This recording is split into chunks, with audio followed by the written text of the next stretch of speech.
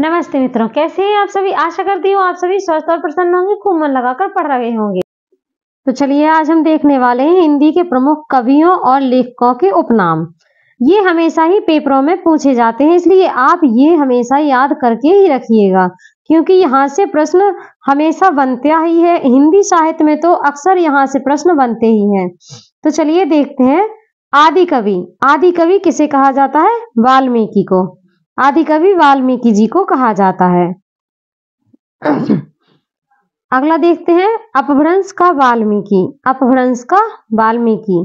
स्वयंभू को कहा जाता है। स्वयंभू जो आदि काल के कवि हैं, इन्हें आदि काल के कवि जो होते हैं स्वयंभू, इनको आदि अपभ्रंश का वाल्मीकि कहा गया है। अगला देखेंगे। अभिनव जयदेव। अभिनव जयदेव विद्यापति जी को कहा जाता है। आप याद रखिएगा, ये हमेशा पेपरों में पूछे जाते हैं प्रश्न, इसलिए मैं आपको यहाँ पर ये हल करवा रही हूँ। हिंदी का प्रथम कवि। हिंदी का प्रथम कवि किसे माना जाता है? हिंदी का प्रथम कवि सरहपा को। चूंकि अलग अलग विद्वानों के अनुसार हिंदी का प्रथम कवि अलग अलग विद्वानों ने अलग अलग को स्वीकार किया है, पर सर्वमान मत जो है वह सरहपा को जाता है, इसलिए आप बहुत अच्छे से याद रखिएगा। प्रथम सूफी कवि। प्रथम सूफी कवि किसे कहा जाता है? अशायत को। सूफी में वैसे तो कई कवि आए हैं, पर प्रथम कवि यहाँ पर पूछा गया है तो अशायत को। अगला जड़िया कवि। जड़िया कवि नंददास को कहते हैं। इनके संबंध में कहा गया है अन्न कवि गड़िया, नंददास जड़िया। वात्सल्य रस का सम्राट सबको पता है, सूरदास को कहा जाता है। हिंदी का जातीय कवि। अब हम देखेंगे हिंदी का जातीय कवि तुलसीदास को। हिंदी का जातीय कवि तुलसीदास जी को कहा जाता है। विद्यापति यहाँ दिया गया है, किसी किसी पेपरों में जातीय कवि के अंतर्गत आ गया है, इसलिए मैंने यहाँ पर रख दिया है। अगला देखेंगे। कठिन काव्य का प्रेत। कठिन काव्य का प्रेत केशवदास, जो रीति काल के कवि कहे जाते हैं। भक्ति काल में भी इनका थोड़ा सा वर्णन देखने को मिलता है। अगला देखेंगे। पुराने पंथ का पथिक। पुराने पंथ का पथिक किसे कहा जाता है? मतीराम को। पुराने पंथ का पथिक मतीराम जी को माना गया है। केशवदास जी के संबंध में थोड़ा सा बता दूं, ये इनके द्वारा रामचंद्रिका जो लिखी गई है वह बहुत ही महत्वपूर्ण ग्रंथ माना गया है।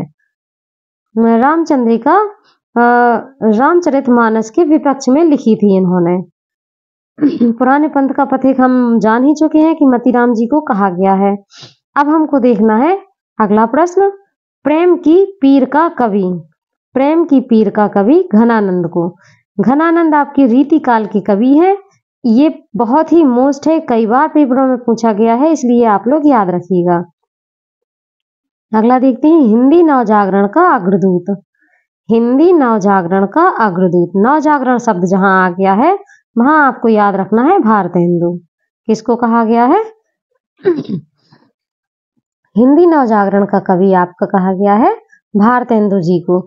ये भारतेंदु युग के प्रमुख बहुत ही महान व्यक्तित्व रखने वाले कवि हैं, इसलिए इनको हिंदी नवजागरण का अग्रदूत के नाम से जाना गया है। इसकी उपाधि इनको दी गई है। आगे देखेंगे। आप इसमें मोस्ट लगा लीजिए, क्योंकि यह भी बहुत ही महत्वपूर्ण उपनाम बताया गया है, कई बार पेपरों में पूछा गया है। अगला देखते हैं। हिंदी साहित्य में आधुनिकता के जन्मदाता। बिल्कुल भी कंफ्यूज नहीं होना है आपको। आधुनिक युग का कवि कहा जाए या नवजागरण का या आधुनिकता का जन्मदाता, आपको लगाना क्या है? भारतेंदु, क्योंकि ये सभी नाम इनके ही हैं, इन्हीं को सभी नामों से बुलाया गया है। आगे देखेंगे। नियम नारायण। नियम नारायण महावीर प्रसाद द्विवेदी को कहा गया है। महावीर प्रसाद द्विवेदी जो द्विवेदी युग के महान व्यक्तित्व रहे हैं, इनको ही नियम नारायण, चूंकि ये बहुत ही नियमबद्धता के रूप में हमारे सामने आते हैं, इसलिए इन्हें यहाँ पर नियम नारायण के नाम से भी जाना गया है। आगे चलते हैं। कुल्लू अलहैयत, इन्हीं का दूसरा नाम जो है महावीर प्रसाद द्विवेदी जी हैं, इन्हीं को कुल्लू अलहैयत भी कहा गया है। एक नाम और इनका मुझे पढ़ने को मिला है, भुजंग भूषण भट्टाचार्य। आप यदि चाहें तो लिख लीजिए, यहाँ पर लिखा नहीं है, भुजंग भूषण भट्टाचार्य, ये भी महावीर प्रसाद द्विवेदी जी का ही नाम है। आप लोग बहुत अच्छे से पढ़ रहे होंगे। अगला प्रश्न देखते हैं। कवि सम्राट, कवि सम्राट की उपाधि किसे दी गई है? कवि सम्राट की उपाधि दी गई है अयोध्या सिंह उपाध्याय हरिऔध को। अयोध्या सिंह उपाध्याय हरिऔध जी को कवि सम्राट की उपाधि से नवाजा गया है, यह उनका उपनाम है। राष्ट्र कवि सभी जानते हैं, बहुत बार पेपरों में पूछ लिया गया है, राष्ट्र कवि कौन है? हम बचपन से ही पढ़ते आए हैं, मैथिली शरण गुप्त। आगे देखेंगे। आधुनिक कविता के सुमेरु, आधुनिक कविता के सुमेरु किसे कहा गया है? जयशंकर प्रसाद। इन्होंने बहुत नाटक, एकांकी, बहुत कुछ लिखा है, इसलिए इन्हें आधुनिक कविता का सुमेरु कहा गया है। कठिन गद्य का प्रेत, आपको बिल्कुल भी कंफ्यूज नहीं होना है। अभी हमने पढ़ा था कठिन काव्य का प्रेत, अज्ञेय, लेकिन यहाँ पर गद्य की बात की गई है। प्रश्न नंबर 19 में कठिन गद्य का प्रेत पूछा गया है। यहाँ पर कठिन गद्य, गद्य का प्रेत कौन है? अज्ञेय, सच्चिदानंद हीरानंद वात्स्यायन अज्ञेय। आपको बिल्कुल भी कंफ्यूज नहीं होना है। जब भी पूछा जाए कठिन गद्य का प्रेत तो आपको अज्ञेय लगाकर ही आना है।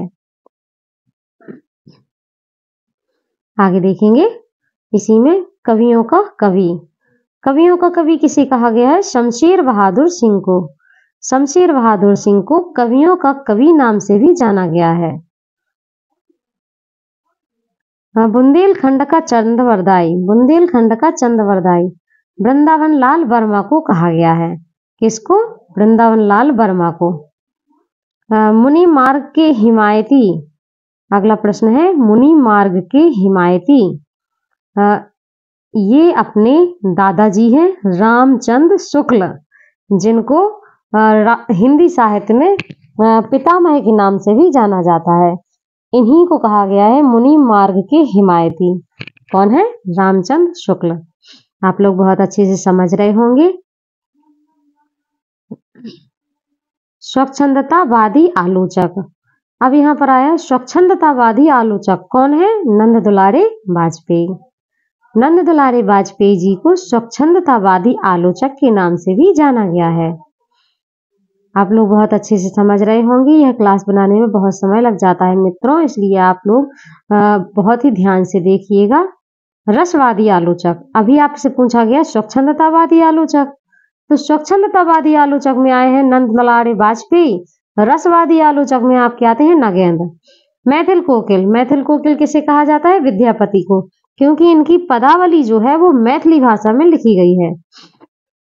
अगला प्रश्न है हिंदुस्तान की तूती, हिंदुस्तान की तूती नाम से अमीर खुसरो को जाना जाता है। हिंदुस्तान की तूती बहुत ही मोस्ट है, ये 24-25 नंबर का और 26 नंबर का बहुत ही मोस्ट है, आप लोग अच्छे से याद रखिएगा। अब आगे चलते हैं। अष्टछाप पुष्टि मार्ग का जहाज, अष्टछाप या पुष्टि मार्ग का जहाज किसे कहा गया है? ये कहा गया है सूरदास जी को। अष्टछाप या पुष्टि मार्ग का जहाज सूरदास जी को कहा गया है। पुष्टि मार्ग का जहाज इनके गुरु वल्लभाचार्य जी ने इन्हें कहकर पुकारा था, इसलिए इनका नाम पुष्टि मार्ग का जहाज भी रख दिया गया है। इस नाम से भी इन्हें कई जगह देखा गया है। अगला देखेंगे। चलते हैं प्रश्न नंबर 28 की ओर। तो मित्रों मैं आपसे कहना चाहूंगी, एक क्लास बनाने में बहुत ही समय लग जाता है। आप लोग प्लीज क्लास को बहुत अच्छे से देखें, लाइक सब्सक्राइब जरूर करके रखें। आप सभी के सपोर्ट की बहुत ज़रूरत है, इसलिए आप लोगों से निवेदन है। अब देखते हैं प्रश्न नंबर 28। जवादांगी का दावा रखने वाला कवि, जवादांगी का दावा रखने वाला कवि है घनानंद। प्रकृति का सुकुमार कवि सभी को बहुत अच्छे से याद है, हम लोग बचपन से पढ़ते आए हैं। सुमित्रानंदन पंत जी को प्रकृति का सुकुमार कवि कहा गया है, क्योंकि इन्होंने प्रकृति को एक प्रकृति के कोमल रूप का बहुत अच्छे से वर्णन किया है।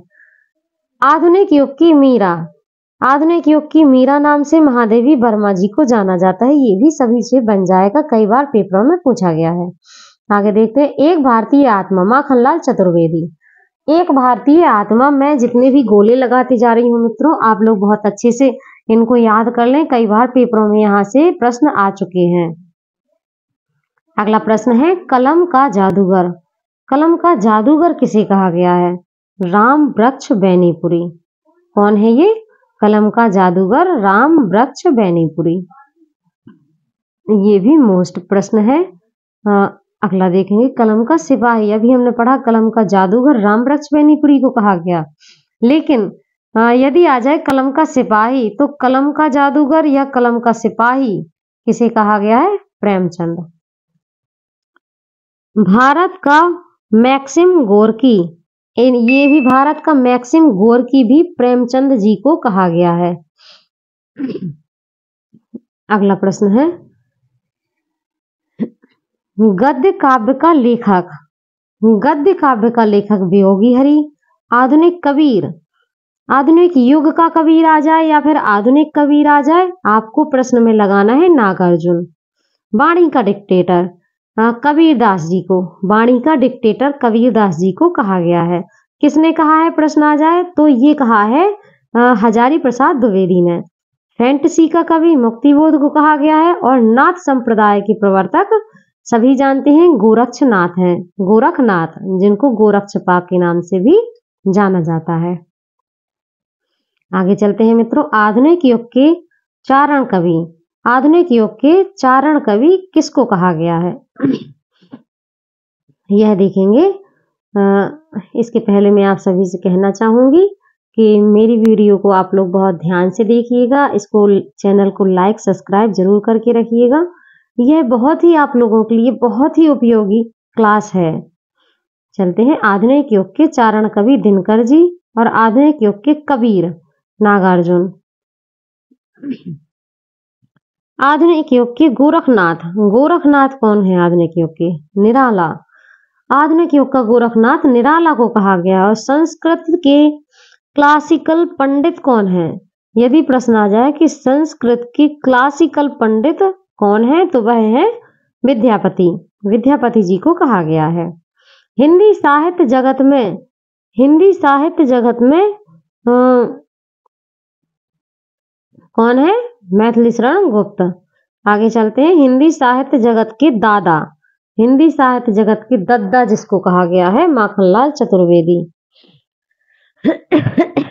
देखिए, दद्दा यदि आ जाए तो आपको मैथिली शरण गुप्त लगाना है, और यदि हिंदी साहित्य जगत में दादा आ जाए तो आपको माखनलाल चतुर्वेदी को लगाना है। ये दोनों प्रश्न थोड़ा सा कंफ्यूज करने वाले हैं, पर आप लोग याद रखिएगा।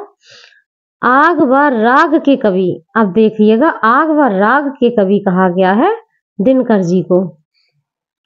अगला प्रश्न है, व्यष्टि चेतना के कवि अज्ञेय कविराज शिरोमणि पद्माकर।